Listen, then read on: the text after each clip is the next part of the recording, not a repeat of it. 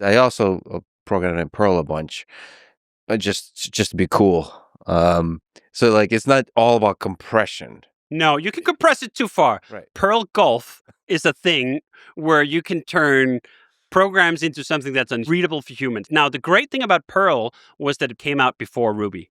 Mats was a great student of Wall, was a great student of Perl, was a great student of Python and Smalltalk and Lisp. He took inspiration from all of these prior attempts at creating good programming languages and really edited down the very best bits into this. So he was able to learn from his lessons. But what I found incredible about Ruby is that here we are, 2025. Ruby has been worked on for over 30 years. And essentially the first draft is 90% of what we're still using. There was almost a sense of divine inspiration possible in wherever Mats was writing that initial version of Ruby that transcended time to such a degree that no one has still even begun to reach it. This is the other thing I always find fascinating. I generally believe in the efficient market theory, that if someone comes up with a better mousetrap or better idea, others will eventually copy them to such an extent that perhaps the original mousetrap is no longer even remembered. No one has been able to copy that essence of Ruby. They borrowed elements, and that's totally fine, but Ruby still stands taller than everyone else on these metrics, on this trust in humanity and programmers.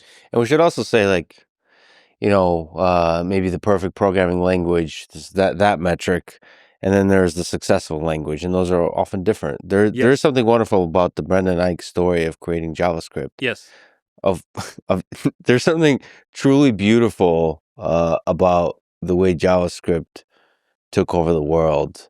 I've recently got to visit the Amazon jungle, and just one of my favorite things to do is just to watch the ants take over everything.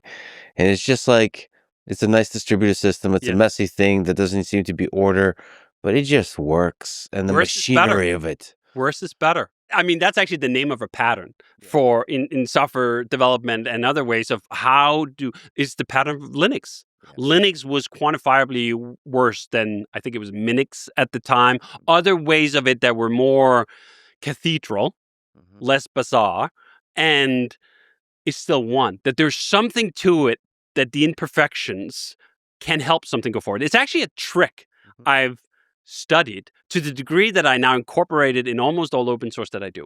I make sure that when I release the first version of any new thing I work on, it's a little broken.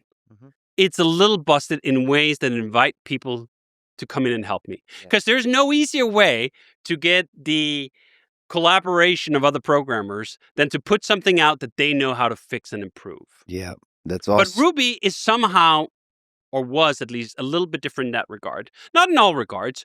Matt's got the ethos of the language, the design of the language just right, but the first versions of Ruby were terribly slow. It's taken, hundreds of man-years to get Ruby to be both this beautiful, yet also highly efficient and really fast.